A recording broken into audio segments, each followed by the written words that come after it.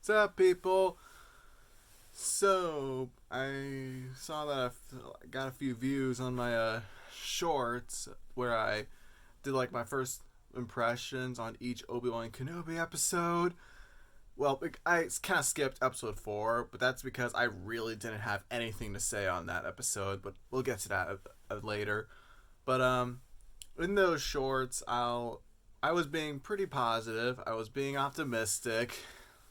And yeah, I really enjoyed them. But I might ruin those shorts though because I've really been thinking about it.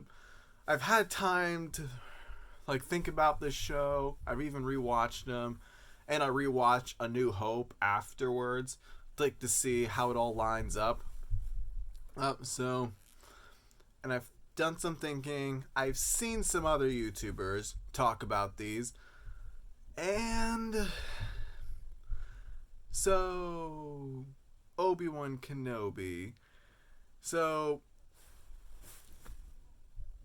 is this a good show? Is this a bad show? I've seen both sides. I've even seen people say it's average, but it's complicated. Which, right off the bat, can I just say that is a... I hate that I have to use that word with a show called Obi-Wan Kenobi. The biggest thing for me was that, again, it's Obi-Wan Kenobi. He is literally my favorite character in all of Star Wars. I had some hype, and then I got skeptical because I wasn't sure if they were going to pull it off right. Alright, so there's some hype, and it's got Darth Vader in it. Darth friggin' Vader, who is possibly the only character Disney has not screwed up. And this should be amazing. This should be S tier. This should be the next Empire Strikes Back or next Revenge of the Sith. This should be incredible. Then when I watched it, I'll admit I enjoyed it, but again, after everything, and then I've had time to collect my thoughts, it's not that. It's not incredible. I wanted to say it's the best Disney Plus show, but no, that goes to The Mandalorian still. So, yeah, so already you can see I'm a little disappointed by this, but it's not a bad show. I still enjoy, again, even rewatching it the second time, I enjoyed it, but let's really get into the meat of this. So to start off, I would say probably the best thing the show has going for it is Obi-Wan's story arc, what he has to go through. The idea of him being a broken man in between episodes 3 and 4, where he's lost faith in the Jedi Council and the Jedi Order, what happened with Darth Vader. I completely buy that's what happened. I've even seen some people suggest that idea, and I'm like, yeah, actually, that's a cool idea. It's almost like what happened with Luke in The Last Jedi, where he's a broken man after his apprentice fell to the dark side. But here, it's a lot more believable, because unlike with Luke, where the only justification they gave was one flashback, and then that was it. Here, we know the history. We've had 3 movies and an entire animated series to explore the relationship between Obi-Wan and Anakin. We know their story. We know what it was like leading up to this series. So it's a lot easier to buy he would become this man. And actually doubting the Jedi and burying the lightsabers, which I guess that wasn't Rey burying the Skywalker saber. I guess that wasn't the first time that happened. And so, yeah, already I think this is a good start. Alright, episode 1, I would say, is pretty good. That's pretty much all I can say. Hey, does a pretty good job, establishing the tone, and as well as the music, too. As far as I know, this is the final, Star Wars themed stuff, media that John Williams has done after episode 9, and he of course wrote the theme for Obi-Wan, and I actually think it's a solid musical theme. Not his best work, but that's not really saying much. He has a ton of great work. But yeah, Obi-Wan's theme, if you haven't listened to it, at least like go to Spotify and listen to it. I actually think it's pretty solid. And like it has this like tragic feel to it because of how Obi-Wan has been going, the trauma he's been going through, but there's still like an optimistic feel to it. But moving from that to get to this actual story. So the story is, of course, rescuing Leia. Like So when they announced an Obi-Wan Vader fight, like the rematch of the century, the biggest thing I was wondering was, how are they gonna pull that off? How is this gonna work? Because Vader can't be on Tatooine, otherwise he would find out about Luke. So in order for this to work, you have to get Obi-Wan off planet. But I wondered, how are you gonna do that? How are you going to get him to, like, stop with protecting Luke?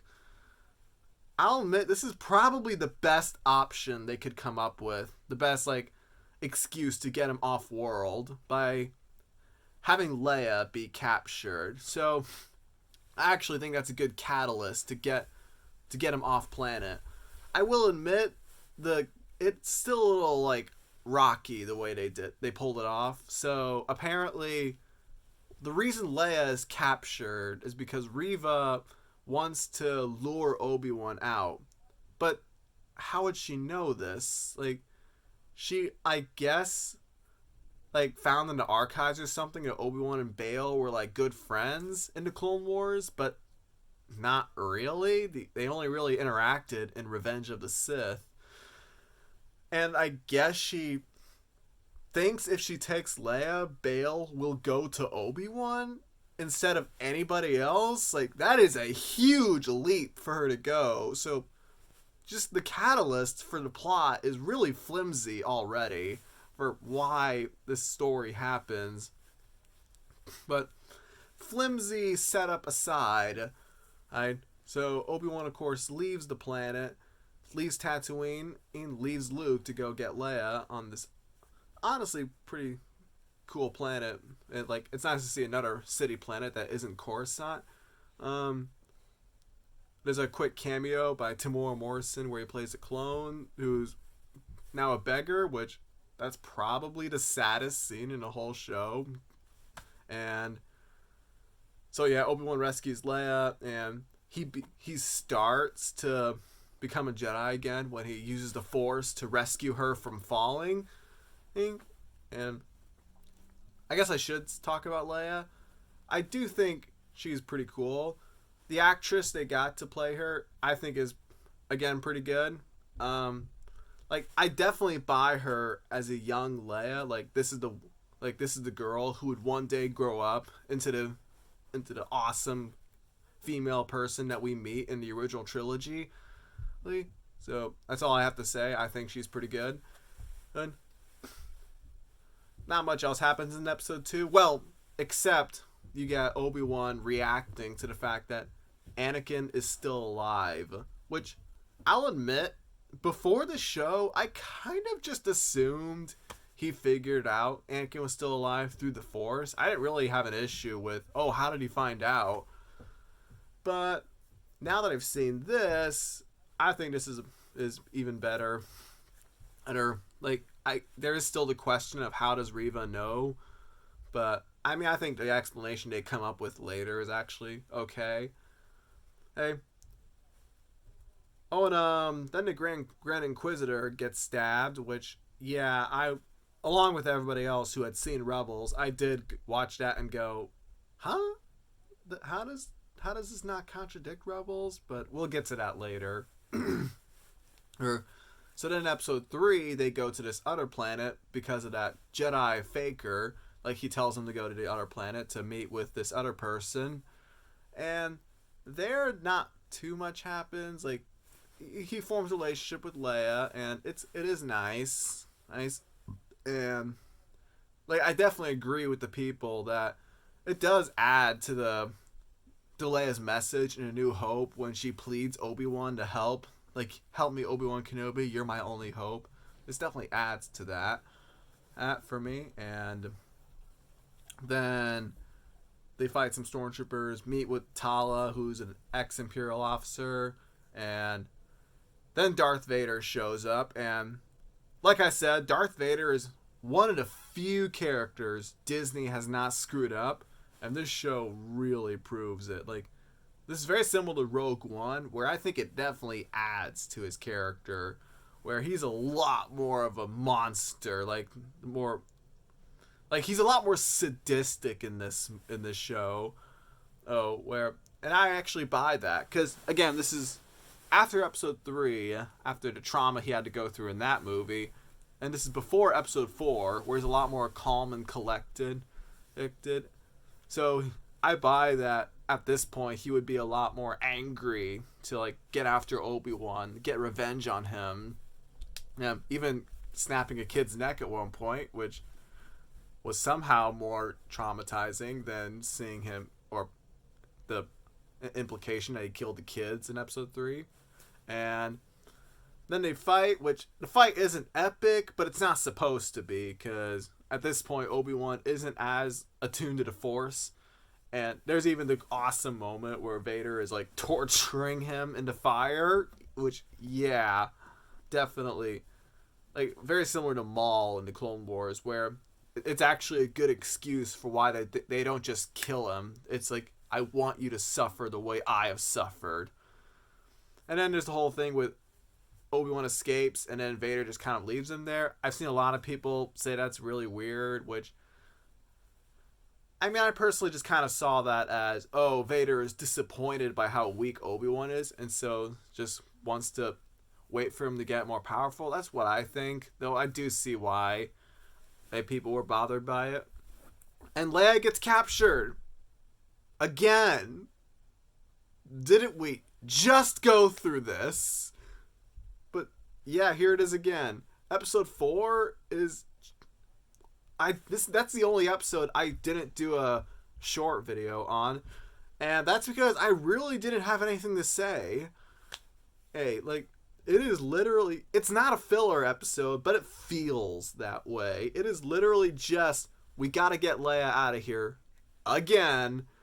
And there's not really much character moments. Like, the only progression through the story, at least character-wise, is Obi-Wan gets back into shape.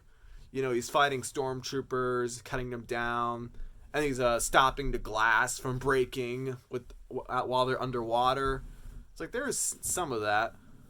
But yeah, for the most part, this is just kind of a rescue mission. And I didn't really feel much in. And then that one guy dies, and they're like, Wade! And I was just sitting here thinking, who's Wade?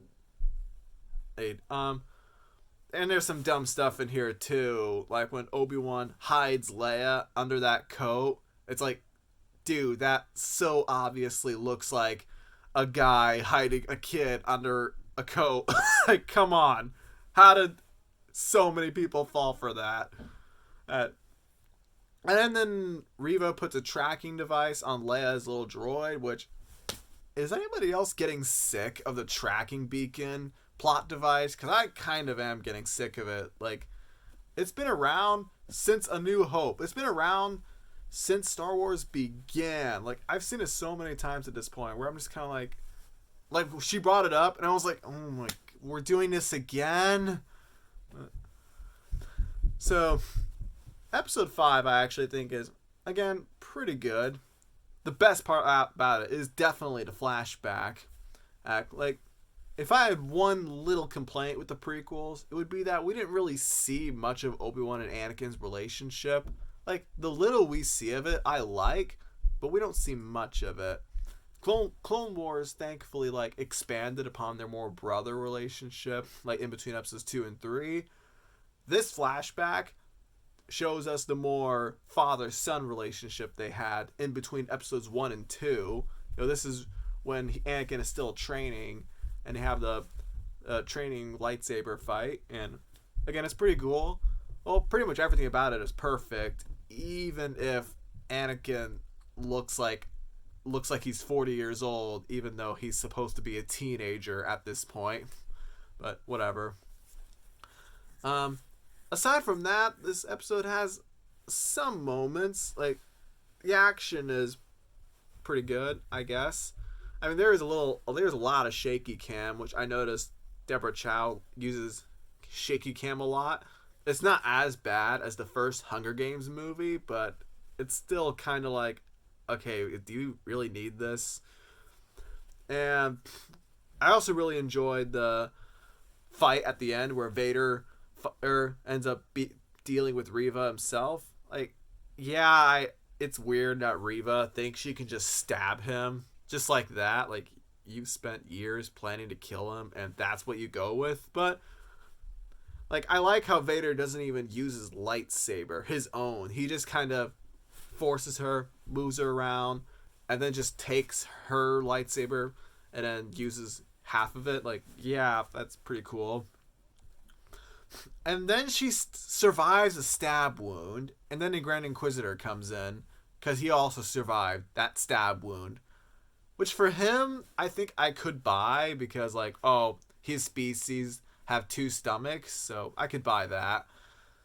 I don't really know about Reva. She just kind of survives, and it's like, okay. But definitely the dumbest thing to come out of this episode is the Bale's message. He, like, writes a message, records it, and it's like, okay, Obi-Wan, I think you've been captured, so I'm going to give you a very detailed message about Owen and Tatooine and the boy, and I'm gonna go there if you don't respond back. Like, oh my god, you can see the only reason they wrote that message into the script, the only reason was so they could get Reva to Tatooine. That is the only reason, and you can see it. It's actually kind of dumb. So then you have the actually pretty solid setup with why Obi-Wan has to face Vader. He has to get the rest of the path out of there, including Leia. I mean, Vader could just send TIE fighters after him, but it's like, Obi-Wan is a priority considering he was a general in the Clone Wars, like one of the most powerful Jedi out there. And then the rematch of the century itself, which is the whole thing, is the whole point of this show. I think we can all agree what the show has been building up. And again, I've said when I did my trailer reactions, I was skeptical about this idea that they could have fought in between episodes 3 and 4. But after seeing how we got here, I'm actually kind of okay with it now. And the fight itself is, again, pretty cool. It's nowhere near as epic as the Mustafar fight, but it is definitely like A or B tier lightsaber battle. A lot better than the sequel trilogy fights. It's, even if the Obi-Wan throwing rocks at him was a little much, but oh well. Well, but I would say the most powerful moment is definitely when Obi-Wan cuts Vader's mask and you see his eye. Like, yeah, it is a little copying of the Rebels moment where Ahsoka sees him too, but I don't have a problem with that. And I just love the dialogue in between where Obi-Wan apologizes to him, and then Anakin or Vader tells him, "You didn't kill Anakin Skywalker, I did." It's like, I love that so much. And then Obi-Wan tells him, "Then my friend is truly dead." Like, this is one of the few things I would say that justifies this show's existence, where it adds to the moment in A New Hope when Obi-Wan tells Luke, "Oh, Vader betrayed and murdered your Anakin." Like, now when I watch, because I rewatched A New Hope afterward, now I believe him when he says that. And it also adds to the moment in Return of the Jedi where Obi-Wan tells Luke, when Luke says he can't kill his father after Obi-Wan tells him he has to, and then Obi-Wan responds, then the Emperor has already won. Like, again, I believe him now when he says that. I can see why he believes that. I think the one thing that ruins that moment a little bit is Obi-Wan just leaves him. Yeah, Vader is like at his mercy. He has done horrible things. He has killed countless people, including the majority of the Jedi Order, and he just leaves him there. Like, he's literally at your mercy. Like, you said, I will do what I must. The second time, and it's the second time where you don't do what you must. Like, I can't, like, I'm sure there's probably a defense for that somewhere, but it's gonna have to be a really good defense, because I can't figure out why he just leaves him. And then some of the ending, what I guess, as I can talk about Reva a little bit, which what's weird about her is that she feels like a character I'm supposed to talk about, but I don't really have that much to say. And hey, like, I have a feel. I can't believe I have to address this about the fact that the actress Moses Ingram got some hate. Like, I can't believe I have to address this, but no, I'm not hating on the actress. I think she did the best she could. I actually think she's a pretty good actress in this show. I'm not judging her. I'm judging the character she's playing. I can't believe I have to say that, but yeah. But Reva, so what's weird about her, I don't really have that much to say, but the show wants me to talk about her. So I guess with her,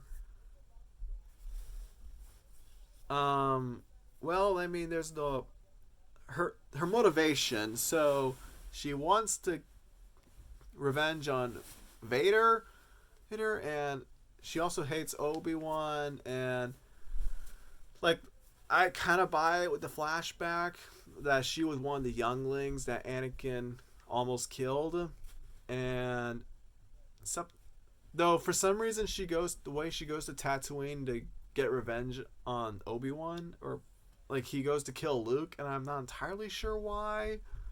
And then she ends up deciding not to kill him, and I guess that redeems her. Like, the show, I guess she's redeemed because she didn't kill Luke, and I don't get it. Like, she's still done some bad things. She literally cut off a woman's hand in the first episode. Like, I'm not sure that qualifies a redemption arc, but I honestly won't be surprised if they announce a Disney Plus series around her, because that's what they felt like they were setting up for her, and that's all I really have to say. Hey, and then the last few moments of the show are pretty good. You know, you have Vader talking to Palpatine and like justifying why he doesn't go after him in the next 9 years. Then you have Obi-Wan finally getting to meet Luke and saying, you know, hello there. And that thankfully didn't feel pandering. It actually felt nice. And he even meets with Qui-Gon again, which, yep, it was nice to see Liam Neeson again. That's all I'll say. And then that's the show. Yep. I mean, I don't really have that much else to say. I was looking in my notes, and I just had like a couple of like smaller things I kind of wanted to bring up, but not too much. Like, yeah, I'm trying to think. I mean, not really. Well, actually, that one stormtrooper that got cut in half, like, yeah, that was actually pretty gruesome. But other than that, not much else.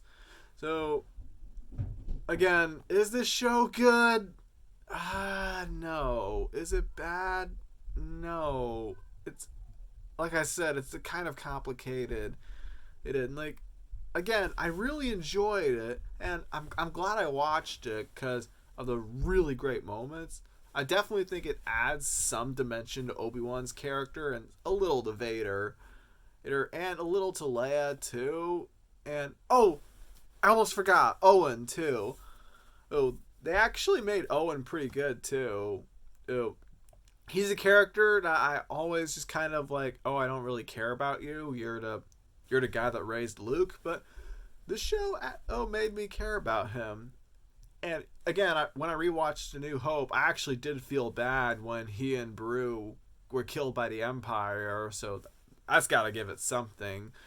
And so, yeah, I would say this show is almost good. It's like above average for me. It's like almost there, but there are definitely some writing issues holding this show back. There are some like really dumb moments. And episode 4 is definitely like a downer where you're just like, okay, this is just not that good. So it kind of pains me to say that with a show where the titular character is my favorite Star Wars character, but here we are. Our it's definitely better than the Book of Boba Fett, and it's better than the entire sequel trilogy. So, I mean, but that's also not really saying much. It's kind of sad for me to say. Hey, like this show could have been great, but it almost felt like they weren't giving it their all, which is sad. Like this is just another way for Disney to milk the money from the franchise they bought from George Lucas. So for a lot of people, this show was like the nail in the coffin for Star Wars. Like, okay, I'm done, which I kind of understand, but I'm still somewhat excited. Like Mando season 3 and Ahsoka, I'm looking forward to. But I'll admit my expectations are a little lowered because the next Disney Plus series that's for Star Wars is Andor, which I mean the trailer actually looks pretty solid, but I don't really care that much about it. And I'm also excited for Bad Batch season 2, but again, I do kind of have that fear that Disney is definitely putting quantity over quality, and